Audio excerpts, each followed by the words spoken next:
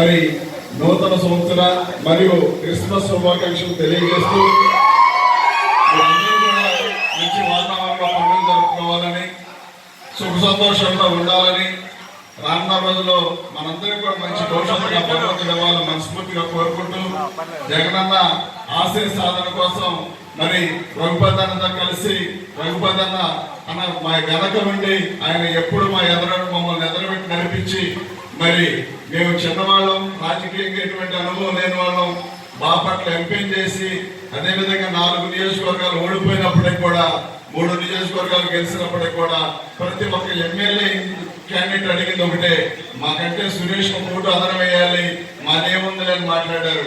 మరి వాళ్ళ నోటి చదవ వల్ల ఏమో ఒక ఓటు అదనం వేసి 4 నియోజకవర్గాలు డ్యామేజ్ అయినా కానీ మరి ఎంపీకి అవకాశం వచ్చిందంటే అదంతా కూడా మీ కష్టార్జితం 7 నియోజకవర్గాల మన ఇన్ఛార్జీలు కానివ్వండి ఎమ్మెల్యేలు కానీ చేసిన కృషి ఫలితమే తప్ప మరొకటి లేదు.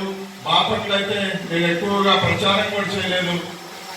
అయినప్పటికీ అన్న ఒక మాట ఎప్పుడు చెప్పారు సురేష్ ఒక ఓటు అదనం ఏంటంటే నిజంగా మీ ప్రేమను చూపించారు కాబట్టి ఇంత గొప్ప అవకాశం ఇచ్చినందుకు మీ అందరికీ మరొకసారి మరి క్రిస్మస్ శుభాకాంక్షలు తెలియజేస్తూ వేదిక మీద ఉన్న పెద్దలందరికీ కూడా మరొకసారి వీళ్ళందరికీ కూడా క్రిస్మస్ నూతన సంవత్సరం సంక్రాంతి శుభాకాంక్షలు కూడా తెలియజేస్తూ సెలవు తీసుకుంటా ఉన్నాను. Thank you. ఇప్పుడు ఎలా ఉన్నాయి, రాబోయే రోజుల్లో ఏ విధంగా మనం నడుచుకోవాలి అనేదే ఈ దళిత ఐక్య వేదిక యొక్క ప్రధానమైనటువంటి ఆలోచన నేను అనుకుంటా ఉన్నా. నిజంగా అంబేద్కర్ గారి ఆలోచన విధానం వర్ధిల్లాలని, అంబేద్కర్ గారి ఆలోచనలు ఈ రాష్ట్రంలో ఇంప్లిమెంట్ చేయాలని, బాబాసాహెబ్ కళలు ఈ రాష్ట్రంలో ముందుకెళ్లాలని అనేక మంది రాజకీయ నాయకులు ఒక ప్రక్క, దళిత సంఘాలు ఒక ప్రక్క, మేధావులు ఒక ప్రక్క అనేక మంది ఉటంకిస్తూనే ఉంటారు. కానీ నేను కూడా ఒక ఆశావాదిగా, అంబేద్కరీయుడిగా, అంబేద్కర్ సంబంధికుడుగా ఈ రాష్ట్రంలో ఉన్న దళితులు బాగుండాలా, ఉన్నత శిఖరాలకు వెళ్ళాలని ఒక ఆలోచన ఉన్నది. ఆ కోణంలోనే ఈ రాష్ట్రానికి చాలా మంది పరిపాలన చేశారు. ఆంధ్రప్రదేశ్లో డాక్టర్ రాజశేఖర రెడ్డి గారి పరిపాలన కూడా మనం చూసాం. రాజశేఖర రెడ్డి గారు ముఖ్యమంత్రిగా వచ్చేటప్పటికి ఈ రాష్ట్రంలో అంబేద్కర్ ఆలోచన విధానాన్ని రాజకీయాలతో మిళితం చేసిన రాజకీయ నాయకుల్ని చాలా తక్కువ చూసామని చెప్తా ఉన్నాం. అంబేద్కర్ గారు బొమ్మ పెట్టి, అంబేద్కర్ గారి పేరు చెప్పుకొని, అంబేద్కర్ గారు చనిపోయిన రోజు, అంబేద్కర్ గారు పుట్టినరోజు చేసే నాయకులు వాళ్ళ పరిపాలన సరళిలో ఎక్కడా అంబేద్కర్ భావజాలాన్ని పొందుపరచారు. కానీ డాక్టర్ రాజశేఖర రెడ్డి గారు పరిపాలన చూసినప్పుడు అంబేద్కర్ భావజాలం నిండు కుండలాగా పులికింది అని చెప్పడానికి చాలా సంతోషిస్తా ఉన్నారు. యేసు ప్రభు వారిని పాపులను రక్షిస్తానికి భూమికి వస్తా ఉన్నప్పుడు పాపుల కోసం అనేక కష్టాలు పడి రక్తాన్ని చిందించి ఈ భూమికి వచ్చి ఈ భావిలో ఉన్న ప్రజల యొక్క సుఖశాంతులు ఏ విధంగా ఆకాంక్షించాడో డాక్టర్ రాజశేఖర రెడ్డి గారి పరిపాలన చట్టాలు, న్యాయం, ధర్మం, పేదలు, బడుగులు, బలహీన వర్గాలు, కులము, మతము, ప్రాంతము, పార్టీలకు అతీతంగా ఈ రాష్ట్రంలో దళిత సంక్షేమానికి పెద్దపీట వేశారని చెప్పడానికి గర్వంగా ఉందని చెప్తా ఉన్నాను. ఎందుకంటే డాక్టర్ రాజశేఖర రెడ్డి గారి దగ్గర దరిదాపు 3 సంవత్సరాల కాలం చాలా దగ్గరగా ఉండి ప్రతి రోజు లేకపోతే ప్రతి 2 రోజులకైనా డాక్టర్ రాజశేఖర రెడ్డి గారి దగ్గరికి వెళ్ళి మాట్లాడే అవకాశం నాకు వచ్చింది. ఆయన యొక్క పరిపాలన, పేదలకు రాసుకున్నటువంటి భావన, దళితులు పేదల యొక్క బరువుల సంక్షేమం కోసం ఆయన ఆలోచన సరళి ఎంత ఈ ఒడ్డునెంత అనే విధంగా పరిపాలన చేశాడని చెప్పడానికి చాలా గర్వంగా చెప్తా ఉన్నా. ఎందుకంటే అంబేద్కర్ గారు ఆలోచించిన ఆలోచన విధానం, బైబిల్లో చెప్పిన సిద్ధాంతాలు, భగవద్గీతలో ఉన్న అంశాలు, పురాణంలో పొందుపరిచిన అంశాన్ని తీసుకొని పరిపాలన చేయటం వల్లే ఈ రాష్ట్రంలో పేదవారి ఆరోగ్యం కోసం ఆలోచన, పేదవారి చదువు కోసం ఆలోచన, పేదవారి యొక్క స్థితిగతులు మెరుగుపరచడానికి వారికి గూడు ఇల్లు కావాలని ఆలోచించినటువంటి మహాత్ముడు డాక్టర్ రాజశేఖర రెడ్డి గారు. నిజంగా ఈ రాష్ట్రంలో డాక్టర్ రాజశేఖర రెడ్డి గారు ముఖ్యమంత్రి అయిన తర్వాత సంక్షేమాన్ని, అభివృద్ధిని రెండు కళలాగా తీసుకొని దళిత సంక్షేమానికి పెద్దపీట వేశారని చెప్పడానికి ఏమాత్రం ఆలోచించాల్సిన పని లేదు. రాజశేఖర రెడ్డి గారు చనిపోయిన తర్వాత ఈ రాష్ట్రంలో సంక్షేమం కుంటుపడింది, అభివృద్ధి అనేది ప్రక్కదోవకి వెళ్ళింది. అభివృద్ధి గురించి ప్రక్కన పెట్టినా సంక్షేమం కోసం చెప్పాల్సిన బాధ్యత మా మీద ఉంది నిజంగా.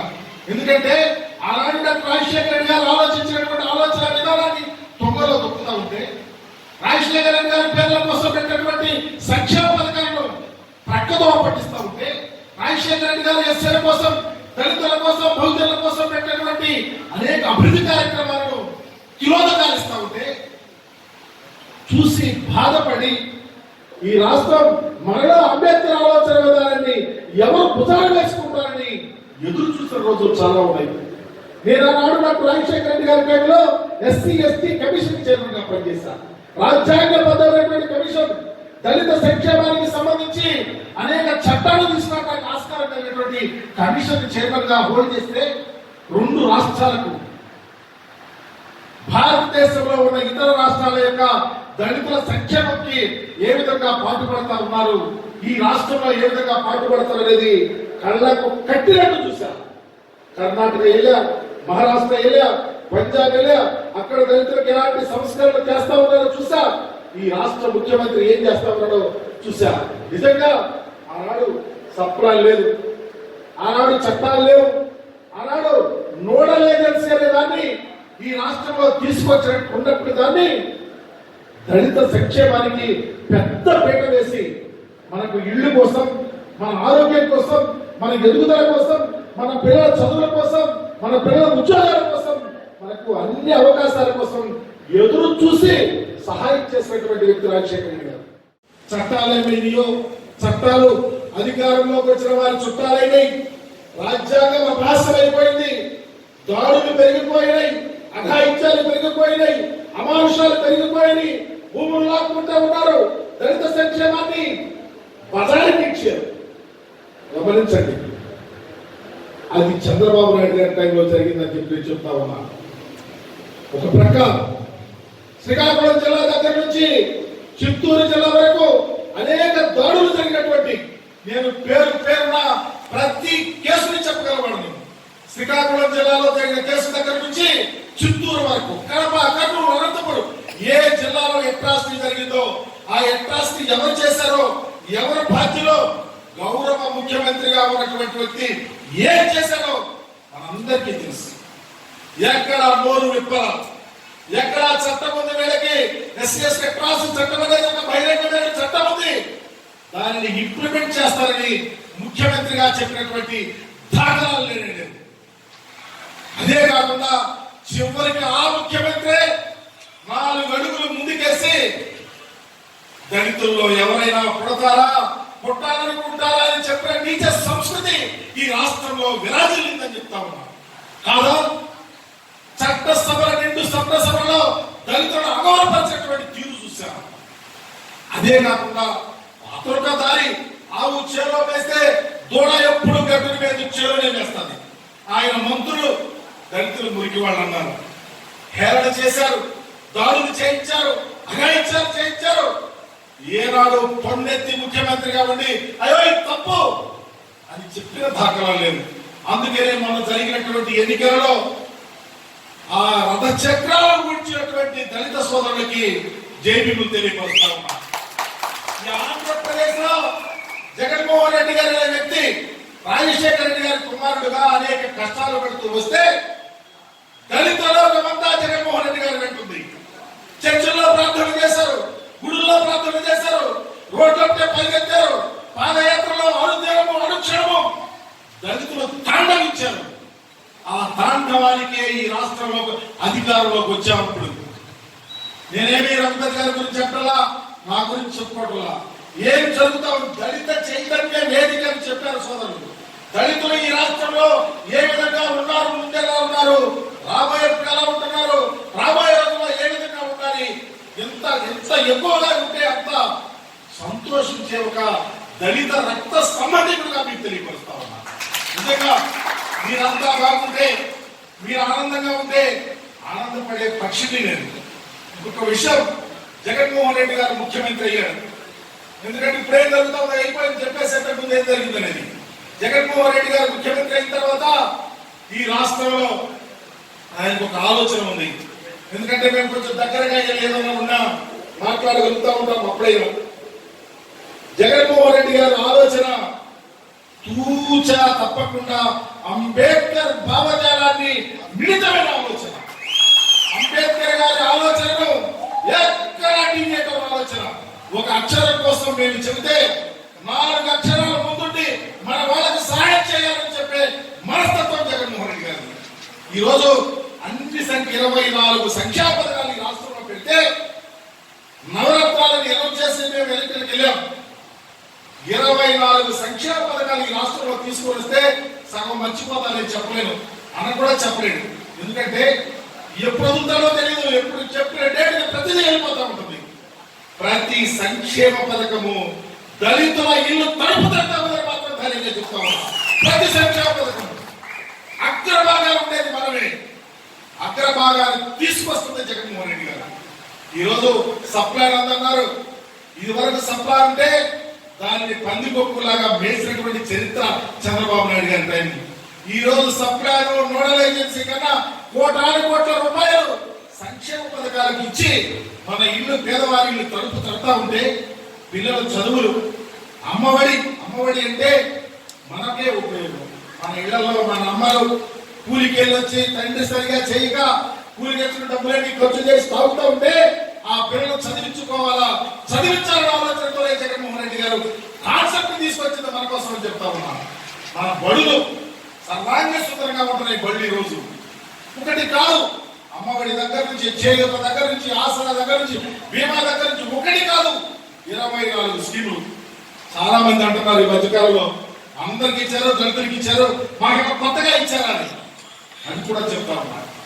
నిజంగా కొత్తగా ఏమో వస్తలా, కొత్తగా అసలు వస్తలా.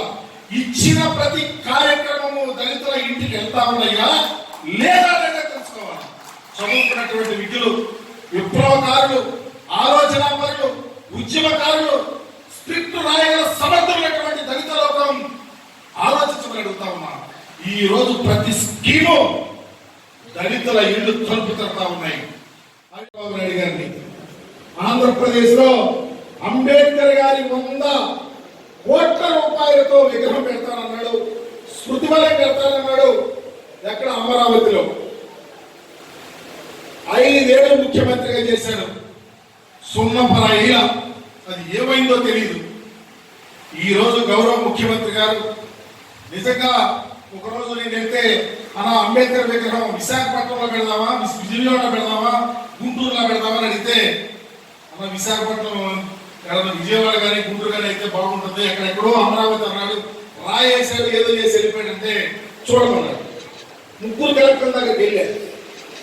మంచి ప్లేస్, సింబాలిక్ గా, మాన్యుమెంటల్ గా ఉండాలనే ఆలోచన ముఖ్యమంత్రి గారికి. ఏదైనా మంచి ప్లేస్ ఉంటే చెప్పమని గుంటూరు కలెక్టర్ గారిని, కృష్ణా కలెక్టర్ గారిని, విశాఖపట్నం కలెక్టర్ గారిని అడిగారు. వారు చూసి ఇచ్చారు, తీసుకొచ్చి ముఖ్యమంత్రి గారికి అందించారు. అలా నచ్చలేదన్నా, సరే నచ్చలేదన్నా అన్నారు. మరి ఏం చేస్తారు అనుకుని వచ్చేసారు. ఒక 10 రోజుల తర్వాత విజయవాడలో ఉన్న గవర్నర్ గారిని కలవడానికి ముఖ్యమంత్రి గారు వెళ్తా ఉన్నారు. విజయవాడ నడిబొడ్డున 1000 కోట్లు ఖరీచేసి అక్కడ ఉన్నటువంటి విజయవాడలో ఉన్న కులాల, ఆధిపత్య కులాల మధ్యన ఈ ప్లేస్ పెడదామని చెప్పి సాయంత్రం వచ్చి అనౌన్స్ చేశాడు. కొన్ని 1000 కోట్లు విజయవాడ నడిబొడ్డున. చంద్రబాబు గారు ఎంత? 125 అడుగులు 100 కోట్లు పెడతానన్నాడు. సరే, ఆయన ఎటు చెప్పు వదిలేటివే కదా, దళితులంటే చిన్న చూపు, 7 పెట్టడం. సరే, 100 కోట్లు 125 అడుగులన్నా బ్రహ్మాండంగా ఉండాలి, లైబ్రరీ ఉండాలి, తర్వాత మ్యూజియం ఉండాలి. పక్కగా ఇది భారతదేశంలో కాదు ప్రపంచంలో ఒక మాన్యుమెంటల్ గా ఉండాలని చెప్పి నిన్న కాక మొన్న మీటింగ్ జరిగితే 300 కోట్ల రూపాయలతో అంబేద్కర్ గారు ఇది చరిత్ర. మన దేవుడి యొక్క విగ్రహం పెట్టడానికి చేతులు రాకపోతే ఈరోజు దానికి 4 మంత్రుల్ని 3 ప్రిన్సిపల్ సెక్రటరీ క్యాడర్ వారిని పెట్టి చకచకా పనులు జరుగుతూ ఉన్నాయి. అది జగన్మోహన్ రెడ్డి గారి నైజం. మొన్న అంబేద్కర్ గారి వర్ధంతి రోజు 6వ తారీఖున గార్లెండ్ చేస్తే మన కాఫీ తాగుదామని చెప్పి తీసుకెళ్లారు వాళ్ళకి ఇంట్లో. నేను, హోమ్ మినిస్టర్ గారు, మన ఎంపీ గారు. దళిత సమస్యలు ఎప్పుడు అనేక సమస్యలు ఉన్నాయి. అది నేను ఎప్పుడు కూడా ఒక విషయం చెప్తున్నాను, ఎవరు మనం మాట్లాడినా ముందుగా ఒక విషయాన్ని గమనించాలి. ఎప్పుడైతే మనం పొందిన దానికి కృతజ్ఞతను వెలుగుచ్చుకుంటూ పొందవలసిన దాని గురించి జ్ఞాపకం చేస్తే అది చాలా గౌరవంగా ఉంటుంది. ఈ పార్టీ ఆ పార్టీని చూడకుండా ఒక అద్భుతమైనటువంటి పరిపాలన. నేనైతే ఎప్పుడు చాలా సందర్భాల్లో చెప్తుండేవాడిని, అవసరానికి మించి రాజకీయ ప్రమేయం ఉందామని మంచిది కాదు. అటువంటి పరిస్థితులన్నింటినీ కూడా చక్కదిద్దుతూ ఈరోజు వార్డు సచివాలయ వ్యవస్థ కానీ, గ్రామ సచివాలయ వ్యవస్థ కానీ, వార్డు వ్యవస్థ కానీ ఇవన్నీ కూడా ఒక అద్భుతాన్ని సృష్టిస్తామని మనం అందరూ కూడా దయచేసి గమనించాలి. మనం పొందుతున్న విషయాన్ని చాలా చిన్నగా చూస్తూ ఉన్నాం. పొందని వాటి గురించి ఆదుర్దాగా మాట్లాడుతున్నాం. గ్రామంలో ఒక 40 మంది లబ్ధిదారులు ఉంటే ఆ 40 మంది లబ్ధిదారులు 40 మందికి ఇవన్నీ ఇచ్చేటువంటి కార్యక్రమం జరుగుతుంది. ఏ కారణం చేతనా ఒకరిద్దరికి రాకపోతే ఆ ఒకరిద్దరు వాయిస్ వినపడుతుంది తప్పించి మాకు రాలేదన్నటువంటి ఆందోళన కనబడుతుంది. కానీ ఆ 38 మంది 39 మంది ఆ లబ్ధి పొందడానికి కృతజ్ఞత భావం కనపడుతుంది. ఇది మంచి పద్ధతి కాదు. మనం ఎక్కడైనా సరే ఎప్పుడైనా సరే మనం చేయాల్సింది, ఎవరైతే మనం కోరి మన బాగు కోరి మనం ఆలోచన గురించి చేస్తూ ఉన్నారో ఖచ్చితంగా వాళ్ళకి మనం కృతజ్ఞతగా ఉండాలి. జగన్మోహన్ రెడ్డి గారు ఏం చేస్తున్నారు, ఎలా చేస్తున్నారు విషయం ప్రతి ఒక్కరికి తెలిసింది. ఇందాక మా రాజశేఖర్ మాట్లాడుతూ మరి గవర్నర్ ఒకలో మాట్లాడాడు, మనకి ఏం జరగట్లేదు, ఇంకా ఏమో చేయాలి. నేను ఒక సెకండ్ షాక్ అయ్యి జరగట్లేదంటే ఏమిటా, మరి జరిగిన వాటి గురించి మాట్లాడడానికి మన ఎక్కడో పెడుతున్నారు. చాలా చెప్పారు, చాలా జరిగాయి, ఇంకెందుకని జరగలేదు అంటే మనం ఏది ఒక మాట మాట్లాడే ముందర మనం పొందిన దానికి నేను పొందకపోయినా నా పక్కన వాడు అలాంటి పొందిన దానికి జరుగుతున్నటువంటి విషయాన్ని మనం ధైర్యంగా చెప్పగలిగి ఇంకా ఇలా చేస్తే ఇంకొంచెం బాగుంటుందని మనం చెప్పగలిగితే చాలా సంతోషంగా ఉంటుంది. ఇప్పుడే మనం కార్యక్రమం మొదలుపెట్టేటప్పుడు మా శ్రీధర్ వచ్చాడు, సిపిఐ. నేను అనుకున్నాను చాలా సీనియర్ నాయకుడు శ్రీధర్. నేను గౌరవంగా ఇచ్చారేమో, బహుశా పైన కూర్చోబెట్టేటటువంటి మంచి మాటలు చెప్తారేమో అనుకున్నాను. ఆయన చేతిలో ఒక కాంప్లెక్ట్ పెట్టాడు. కాంప్లెక్ట్ పెట్టడం ఏంటంటే ఇప్పుడే మీకు చెప్తున్నారు కదా, ఏం జరుగుతున్న దాని మీద ఎక్కడ కూడా ఒక మాట మాట్లాడలేనటువంటి వాళ్ళు అడిగేటువంటి హక్కు ఎక్కడ ఉండదు. జరుగుతున్న దానికి ఇది జరిగింది ధన్యవాదాలు తెలియజేస్తూ ఇట్లా జరిగింది ఇంకా బాగుంటుంది అని అంటే అది చాలా గౌరవంగా ఉంటుంది. మీరు ఏమడుగుతున్నారు, ఎస్సీ ఎస్టీ మైనారిటీస్ కి 3 సెంట్ల స్థలం 2 ఎకరాల సాగు భూమి ఇవ్వాలని సిపిఐ పార్టీ వ్యవసాయ కార్మిక సంఘం. అంటే ఇప్పటిదాకా ఎక్కడ కథలో మెదలున్నటువంటి వాడు ఈరోజు సెంటున్నర భూమి గతంలో ఎన్నడూ లేని విధంగా ఈవెన్ 4 గంటల సమయం నుంచి కూడా ఇళ్ల స్థలం ఇస్తే ఆ పట్టా ఇస్తే అది ఎక్కడో ఉన్నదో ఎత్తుకొని వెళ్తున్నా ఇబ్బంది అయినటువంటి పరిస్థితి, కట్టుకోవడానికి ఎంత కష్టమైనటువంటి పరిస్థితి. అటువంటి పరిస్థితులను అధిగమించి ఈరోజు ఒక చక్కటి లేఅవుట్ వేసి 30 అడుగుల రోడ్లు వేసి డ్రైనేజ్ ఇచ్చి కరెంట్ ఇచ్చి అద్భుతంగా సెంటున్నర భూమి మనం అందిస్తా ఉంటే చాలా ధన్యవాదాలు. ఎవరైనా వ్యవసాయం చేసుకుంటున్నాం బరిగొట్టున్న వాళ్ళకి కొంచెం అదనంగా ఏదైనా సౌకర్యం కలిగిస్తే బాగుంటుందని సూచన చేస్తే ఎంత గౌరవం ఉంటుంది. ఇక్కడ ఏదో స్థలాలే ఉన్నట్టుగా, ఇక్కడ ఏదో ఏమి జరగనట్టుగా, ఏదో వీళ్ళు చెప్తేనే మేము చేస్తాం అన్నట్టుగా, చేయాలన్నట్టుగా ఇటువంటి రాతలు రాయడం చాలా బాధ కలిగించిందని శ్రీధర్ గారికి సభాముఖంగా తెలియజేస్తా ఉన్నాడు. ఇంకొక మాట మాట్లాడుతున్నాడు. ఏం మాట్లాడుతున్నాడు? మొన్న మేకల ప్రసాద్ అనేటువంటి వ్యక్తి ఏదో మాట్లాడాడు ఆ అభ్యర్థి విగ్రహం దగ్గర నుంచి. ఏం మాట్లాడతాడు? రఘుపతికి ధైర్యం లేదు, రఘుపతికి మరి ఆయనకి అధికారం ఇచ్చాం, మరి ఆయన చేయాల్సిన పనులు ఎవరైతే అసైన్ భూములు ఉన్నాయో ఆ అసైన్ భూములు ఉన్నటువంటి వాళ్ళు 190 ఎకరాలు ఉన్నాయి, అవన్నీ లాక్కొని అక్కడ ఆఫీసులు కనుక అక్కడేదో చేయక మాకు గుడిసెలు వేసినటువంటి దాంట్లో వచ్చే ఆయన కావాలని అడుగుతూ ఉన్నాడు. ప్రభాకర్ రావు గారి విగ్రహం మరి సీల్ రోడ్ సెంటర్ లో ఆయన పేరు పెట్టడానికి మేము కాదన్నాం కాబట్టి ఆయన కక్షపూరితంగా మా గుడిసెల మీదకి వస్తున్నాడు. అంటే ఈ ప్రసాద్కి రఘుపతి సంగతి ఇంకా తెలియదు, ప్రభాకర్ రావు గారి సంగతి ఇంకా అంతగానే తెలియదు. ఊరికి పేరు పెట్టుకుని గమనిస్తారు. మేము అంతగానే పెద్ద గమనిస్తున్నాం. మా గురించి మాతో పెట్టుకోవాలి. వీర బలహీన బడుగు వర్గాలు ఏమన్నా నిలబడినటువంటి వ్యక్తి, వాళ్ళ ఇళ్లలోకి వెళ్ళి ఆ కష్ట సుఖాలు తెలుసుకున్నటువంటి వ్యక్తి. ఆయన బ్రోకర్ కాదు, ఎవరి మధ్య దళారిగా చేయాలి. అటువంటి కుటుంబం నుంచి వచ్చినటువంటి రఘుపతి నాతో పెట్టుకోవడానికి పట్టుకునేది.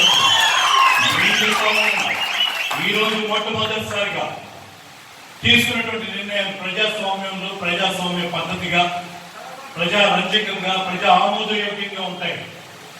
16,000 ఓట్లతో గెలిచినటువంటి వ్యక్తిని రఘుపతి మీద ఎంత బాధ్యత పెట్టి ఈ పాప ప్రజలు నాకు ఈ రోజు చెప్తా ఉన్నాను. ప్రతి దగ్గర ప్రతి లేఅవుట్ లో ఇవాళ మొత్తం రాష్ట్రంలో పులివెందులో మున్సిపాలిటీలో సెంటున్నర భూమి ఇస్తే తిరిగి బాపట్లలోనే సెంటున్నర భూమి ఇస్తున్నది ఒక రెండు మంచి మాటలు మాట్లాడటం చేత కాకపోతే మెదగడ ఊరండి చూస్తే మంచి పనులు జరుగుతున్న విషయాన్ని గమనించి అప్రిషియేట్ చేసి మాటలు రాకపోతే ఇంటి దగ్గర కూర్చొని తప్పించి రోడ్డు చేసి మాట్లాడితే చూస్తూ మరి పట్టాలు ఇచ్చారు. మరి పట్టాలు ఇస్తే వాళ్ళందరూ కోర్టులకు వెళ్ళారు. మరి ఆ పట్టాలు ఇచ్చి కోర్టుకు వెళ్ళిన సందర్భంలో ఈ లేదు అక్కడ కూర్చున్నది వెళ్ళారు. నాకైతే అర్థం కాదు. పాపం దేవదాస్ గారు ఆ ఎంతో మందికి ఇల్లు కట్టించి ఎంతో మంది పేదల పక్షాలు నిలబడి ఎంత కష్టపడిన దేవదాస్ గారు పదవి కావాల్సి వచ్చింది. దేవదాస్ గారు ఊళ్ళో లేరు కాబట్టి హైదరాబాద్ ఉన్నారు కాబట్టి ఆయన పొలంలోకి వెళ్ళి కూర్చున్నట్టు న్యాయం ఆ ధర్మమా? మరి మనకి ధైర్యం లేదా? రఘుపతికి అయితే ధైర్యం లేదు, బ్రాహ్మణ భక్తుడివాడు. మరి నీకు ధైర్యం ఉంది కదా, ఇక్కడ ఉన్నటువంటి ఎస్ఐటి భూముల్లో అక్కడికి వెళ్ళి గుడిసెలేదు, గుడిసెలు స్థలాలు ఉన్నాయని చెప్తున్నాను కదా, దాంట్లోకి ఎందుకు గుడిసెలేదు? నాకు సమాధానం చేస్తాను. ఈ రోజు మొట్టమొదటిసారిగా బాపట్లలో దాదాపు 10,000 చిల్లర పైన ఉన్నటువంటి ఇళ్ల స్థలాలు ఇస్తా ఉన్నాయి. ఇది మొదటిసారిగా రికార్డు అని చెప్తా ఉన్నాను. జగన్మోహన్ రెడ్డి గారు అంటుంటారు వాళ్ళ తండ్రి గారు 2 అడుగులు ముందుకు వేసి సంక్షేమం గురించి ఆలోచిస్తారు. ఆయన 2 అడుగులు కాదు, నాకు తెలిసి 4-5 అడుగులు వేస్తున్నాడు. ఆయన వేయడం కాదు, మా అందరి చేతుల్లో వేస్తున్నాడు. ఇవాళ ప్రభాకర్ రావు గారు 15 సంవత్సరాల్లో 3 పర్యాయాల్లో సుమారు 8,000 మందికి ఇస్తే నాతో కలిపి 2014-19 వరకు మేమందరం తర్వాత వచ్చినటువంటి దాదాపు 8 మంది శాసనసభ్యులు 2,000 మందికి ఇవ్వలేకపోయాం. అటువంటి ఈ ఒక్క సంవత్సరంలో ఈ పర్యాయంలో దాదాపు 10,000 మంది పైగా ఇళ్ల స్థలాలు వచ్చేటువంటి అవకాశం నాకు. మరి ఇదేమో మామూలు విషయమా? దీనికి నేను కోరుకుంటున్నాను, దీంట్లో ఎంతో మంది ఈ స్థలాల డెవలప్మెంట్ లో మన ఎస్సీ సామాజిక వర్గానికి చెందినటువంటి వాళ్ళు డైరెక్ట్ డెవలప్మెంట్ లో పనిచేసిన వాళ్ళు ఎంతో మంది మనకి గర్వంగా చెప్తాం. ఇందాక చెప్పండి సోదరుడు మా విజయ్ కుమార్ కానీ మానేంద్ర కానీ ఎంతో మంది వాళ్ళ కాంట్రాక్టర్లుగా తయారు చేస్తాం. అవకాశం ఉంది మేము చేస్తామని వచ్చినటువంటి ప్రతి ఒక్కరికి అవకాశం ఇచ్చారు. ఎవరు కూడా వెనకడు వేయని చెప్తున్నాను. మీ ధైర్యాన్ని చూపించడానికి ప్రయత్నం చేస్తా ఉన్నాం. దయచేసి పెద్ద మనసులో మీరు చెప్పేటువంటి మాటలు అర్థం చేసుకొని వచ్చేటువంటి 3.5 సంవత్సరాల కాలం అయిపోయింది. అన్ఫార్చునేట్లీ మన కరోనా వ్యాధి వల్ల మనం అనుకున్న దానికన్నా ఇంకా వెనకనే ఉన్నాం. వాళ్ళు ఏదో చేస్తారని చెప్పి నేను చెప్పుకోవట్లేదు, ఇంకా చేయాల్సింది చాలా ఉంది. ప్రతి నిమిషం తాపత్రయపడుతూ ఉన్నాను. గత 5 సంవత్సరాల్లో ప్రతిపక్షాలు కూర్చొని ఏమి చేయలేకపోయినటువంటి బాధ, ఎన్నో చేయాల్సినటువంటి అవసరం ఉన్నటువంటి తెలిసిన వ్యక్తిగా అనుక్షణం ఈ బాపట్ల అభివృద్ధి గురించి ఆలోచన చేసేటువంటి ప్రతి ఆలోచన జరుగుతుందని నాతో పాటుగా మరి 2002 నుంచి నాతో ప్రయాణం చేసినటువంటి ఎంతో మంది నాయకులు నా బయట ఉన్నారు, ఈ రోజు కూడా ఉన్నారు. ఎవరు నా దగ్గరికి వచ్చిన ఎవరు వెళ్ళిపోలా. ఎవరైనా ఒకరిద్దరు పొరపాటు వెళ్ళినా తిరిగి నా దగ్గరికి వచ్చే తప్పించి ఎవరు కూడా రఘుపతికి దగ్గరికి ఒకసారి వస్తే ఎవడు పోలేదు చెప్తా ఉన్నాను. ఒక విషయం, పార్టీలు ఉన్నాయి కదా అని మన పార్టీ ఉనికి కాపాడుకోవడానికి మనం ఏమి మాట్లాడుతాం. ఈరోజు పేదల పక్షాన్ని నిలబడి ఇంత ట్రాన్స్పరెంట్ గా ఒక గవర్నెన్స్ ఇస్తా ఉంటే గతంలో ఎవరు చూడాలి, నేను కూడా చూడాలి. ఇటువంటి అద్భుతమైనటువంటి ప్రక్రియ ఏ రాష్ట్రంలో జరగలేదని మరి పెద్దలందరూ మాట్లాడుతూ ఉంటే ప్రతి లబ్ధిదారుని ఎంపిక చేయడంలో ఎక్కడ కూడా వివక్షత చూపించలేదని మరి అందరం గ్రహించి చూస్తూ ఉంటే ఇవేమి ఎవరికి తెలియనట్టుగా వీడు కొత్త విషయాలు మాట్లాడడానికి దాన్ని డైవర్ట్ చేయడానికి చేసేటువంటి ప్రయత్నం దుర్మార్గమైనటువంటి ప్రయత్నాలు. ఈ రోజు ప్రభుత్వం చేస్తున్నటువంటి పని ఇందాక మేడం నాగార్జున గారు చెప్పారు. గతంలో అనేక విషయాలు మన బాపట్ల గురించి ఏది అడిగినా కూడా చేస్తూ ఉన్నాం. మరి మనం ఏం చేయాలి? ఒక చిన్న బాపట్లని ఇది గట్టిగా మనం టౌన్ అనడానికి లేదు, ఏదో ఒక మేజర్ పంచాయతీ పరిస్థితి నుంచి ఒక జిల్లా కేంద్రంగా మనం తీసుకురావాలి అంటే ఆ జిల్లా కేంద్రం చేసేటువంటి క్రమంలో నేను ఒక చిన్న అపీల్ చేస్తే ఇవాళ బాపట్ల మెయిన్ రోడ్డు అందరూ కూడా ఎవరికి వాళ్ళే చాలా అద్భుతం. గతంలో మనం ఎప్పుడు చూడలేదు. ఇవాళ దాదాపు 78 మంది అక్కడ ప్రాపర్టీ ఓనర్స్ ఉంటే నేను ఇచ్చినటువంటి ఒక్క పిలుపుకి 73 మంది వాళ్ళంతా వాళ్ళ పగ కొట్టుకొని వెనక్కి వెళ్ళి రోడ్డు ఇవ్వడం కోసం స్థలం వదిలి రూపాయి ఇవ్వకుండా వాళ్ళకి ఇచ్చినటువంటి బాండ్లు తీసుకొని వాళ్ళంతా వాళ్ళ వెనక్కి పగలు కొట్టుకొని వెనక్కి వెళ్తే వీళ్ళు ఎవరికి నోట మాట్లాడాలి, ఈర్ష్య రగిలిపోతూ ఉన్నారు. ఏ రకంగా కోచకేయండి, ఏ రకంగా ఆపాలి, ఇది అసలు ఏంటి, గడప ముట్టుకొని కొట్లాడే బాపట్లో రూములు పగలకొట్టి వెనక్కి వెళ్ళిపోతున్నారేంటి. రఘుపతి ఒక మాట చెప్తే ఈ రకంగా ఎట్లా జరుగుతుంది, మీరు కోట్ల రూపాయలు తీసుకొచ్చి ఒక అడుగు జరగండి అంటే జరగనటువంటి వాడు ఇవాళ రఘుపతి చెప్పగానే కొట్లు చుట్టూ పగల కొట్టుకుంటూ ఉన్నారు. ఇదేంటి విషయం, దీనికి ఎట్లా బ్రేక్ కొట్టాలని చెప్పి వాళ్ళు చాలా గందరగోళంగా కొట్టుకున్నారు. నేను చెప్తాను, వాళ్ళు 73 మంది ముందు వస్తే వెనకాల కూడా ఆ కోర్టుకి నలుగురు కూడా వెనక వచ్చి సార్ పొరపాటు ఏంటి, మేము కొంతమంది చెప్పుడు మాటలు విని తప్పుడు ఆలోచన చేసాం, మేము కూడా మీ ముందు మీతో పాటు నడుస్తామని చెప్పి కోర్టులోంచి తప్పు చేసుకుని వాళ్ళే పగలు కొట్టుకుని ప్రశ్నిస్తుంటే కొంతమంది నాయకులు మనకి జీవించుకోలేకపోతున్నారు. అధికారులకు పాపం ఫోటోలు తీసి పంపిస్తా ఉన్నారు, వీడియోలు తీసి పంపిస్తా ఉన్నారు. మీరు చర్య తీసుకోండి ఏంటో చర్యలు. ఇవాళ జిల్లాలతో అంటే ఫెడరల్ చేసుకొని ఎవరికి వాడు ఆ పట్టుకుంటే పడిపోయేటువంటి బిల్డింగ్ 100 సంవత్సరాల బిల్డింగ్ అదే మనం అవకాశం పని చేసాం. చక్కని రోజు బలోపేతం చేసి రాబోయేటువంటి జిల్లాలో మరి అందరికి సౌకర్యవంతంగా ఉండేటువంటి మెయిన్ రోడ్డుని మరి వెడల్పు చేయడానికి అంత చక్కగా ముందుకు వస్తుంటే మరి కొంతమంది వ్యక్తులకు జీర్ణం కావాలి. దయచేసి ఇటువంటి శక్తులను అందరిలో ఒక కంట కనిపెట్టి ఉంటుంది. ఇటువంటి వీళ్ళందరూ కూడా సంఘ విద్రోహ శక్తులుగా నేను పరిగణిస్తాను. మనం అటువంటి ఆలోచనలు చేసే వాళ్ళని కట్టడి చేయలేకపోతే ఏదో రఘుపతి ఒక్కటి బాధ్యత కాదు, నా ఒక్కడికి ఒరిగేది ఏం లేదు. నేను ఇవాళ బాపట్ల జిల్లా కావాలనుకుంటుంది మీ గురించి. బాపట్ల జిల్లాకి రాబోయేటువంటి 2-3 తరాలు చదువుకున్న వాళ్ళు, కొద్దిగా చదువు తక్కువ వాళ్ళు ఎక్కడికో ఏదో బ్యాంకులకు ఎక్కడికో వెళ్ళాల్సిన అవసరం లేకుండా మన తల్లిదండ్రుల దగ్గర, మన పెద్దవాళ్ళ దగ్గర మనమే ఉంటూ ఇక్కడే మనం బతికేటువంటి గొప్ప అవకాశం మన బాపట్ల కలగాలని ఆ రోజు స్వర్గీయ కోన ప్రభాకర్ రావు గారు చేసినట్టు ఆలోచనని ఈ రోజు మనం ఇంప్లిమెంట్ చేయడానికి ప్రయత్నం చేస్తా ఉంటే దయచేసి ఇటువంటి సంఖ్య విద్రోహ శక్తులు ఎవరైతే ఈ అభివృద్ధికి అడ్డుపట్టడానికి ప్రయత్నం చేస్తున్న వాళ్ళందరినీ కూడా కట్టడి చేయడంలో ప్రతి ఒక్కళ్ళు చైతన్యవంతంగా ఉండండి. మనకెందుకు లేనటువంటి ధోరణి వెడలాడండి. ఎవరైతే ఆ ప్రయత్నం చేస్తున్నారో అటువంటి శక్తుల్ని చొక్కా పట్టుకున్న రోజునే అటువంటి శక్తులు ఇదేదో రఘుపతి ఓటేస్తాం, రఘుపతికి ఎమ్మెల్యే పదవి వచ్చింది, మొత్తం రఘుపతి చేయాలంటే అది అయ్యేది కాదు. ఇది అందరూ కూడా మీరున్నారనేటువంటి ధైర్యంతోనే నేను చేసేటువంటి ప్రతి ఆలోచన ఉంటుంది. నేను చేసేటువంటి ప్రతి ఆలోచనలో మీ బాబు గురించి, మీరు రాబోయేటువంటి కుటుంబాల్లో మీరు ఇంకా బలంగా నిలబడాలనేటువంటి ఆశతో నేను చేసేటువంటి ఆలోచన ఉంటాయి తప్పించి నా వ్యక్తిగతంగా నేను కోల్పోయినా లాభం పొందైనా కొంతమంది అడుగుతుంటారు. దాదాపు 100 కోట్లు పోయి ఉంటుంది. దాదాపు 19 సంవత్సరాల విలువైనటువంటి సమయం, ఆరోగ్యం అన్ని పోయి ఉంటుంది. అయినా మేమందరూ, నేను, నా భార్య, నా కొడుకు, పిల్లలందరూ కూడా ఇవాళ తాతగారికి ఇచ్చినటువంటి మాట, నాన్నగారికి ఇచ్చినటువంటి మాట బాపట్లను జిల్లా చేయడం ద్వారా ఇది ఒక నెక్స్ట్ లెవెల్ ఆఫ్ డెవలప్మెంట్ లో పెడుతుంది. దీనికోసం మనం ఒక కుటుంబం పెట్టుకున్నా పర్వాలేదు, మనం చేయాల్సిన బాధ్యతగా ఉందని అంటే నాతో పాటు ఏ రోజు రేపు మనం డబ్బులు సంపాదించాలని అడిగినటువంటి ఒక భార్య ఉండటం నాకు నేను ఎమ్మెల్యే అయింది కాబట్టి, నేను డిప్యూటీ స్పీకర్ అయింది కాబట్టి ఈ హోదాన్ని ఉపయోగించుకొని నాకు డబ్బులు సంపాదించుకుందాం అనేటువంటి స్థితిలో నా కొడుకు కూతురు లేదు. వాళ్ళు వాళ్ళ స్వతహాగా చదువుకున్న రోజుల నుంచి వాళ్ళ సొంతంగా చదువుకున్నారు, ఉద్యోగాలు మరి వాళ్ళ క్యాంపస్ ఇంటర్వ్యూలో ఉద్యోగాలు సంపాదించుకున్నారు.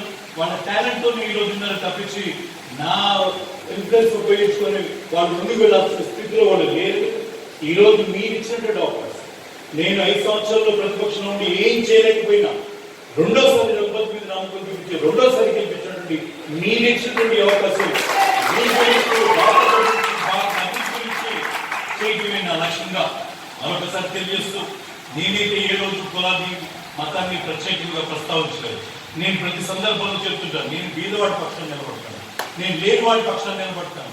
కొంతమంది నన్ను అడుగుతుండేవాడు, నా రాజశేఖర్ అన్నట్టుగా ఈయన దళిత పక్షపాతి, ఈయన ఎప్పుడు ఆయన పాడు కూర్చున్నా. మన డేవిడ్ అన్న బొకే ఇస్తారు. మన పాల్గొన్న కూడా ముందుకు రావాల్సిందిగా కూర్చున్నాం. మండే విజయన కిరీటం మన మండే విజయన పెడతారు.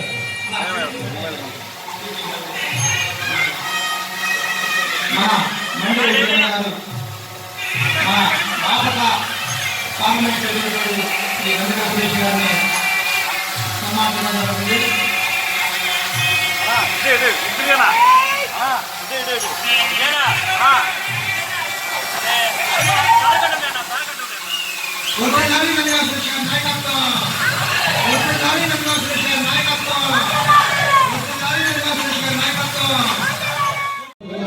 బొకేని జెడ్పీటీసీ సభ్యులైనటువంటి గోదావరి విజయ్ గారు గోదావరి విజయ్ గారు వాళ్ళకి అవకాశం ఇచ్చిన వాళ్ళకి ముందుగానే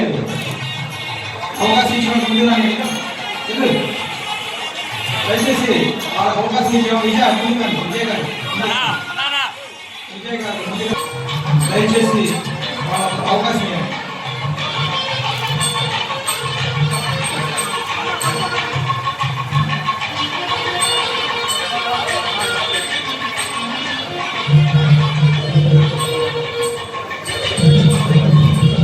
దయచేసి